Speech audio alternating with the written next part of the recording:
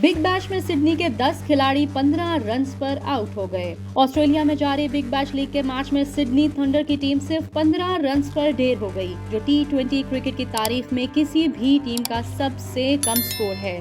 Sydney में खेले गए मैच में एडलेड ने पहले खेलते हुए सिडनी थंडर को 140 रन्स का हदफ दिया था, जिसके ताकुब में सिडनी की पूरी टीम महज 15 रन्स पर पवेलियन लौट गई। यूं एडलेड ने 124 रन से मैच जीत लिया। सिडनी थंडर की पूरी टीम पावर प्ले की आखिरी गेंद पर 15 रन्स बनाकर पवेलियन लौटी, जो T20 क्रिकेट की तारीख में किसी भी टीम का सबसे कम स्कोर है।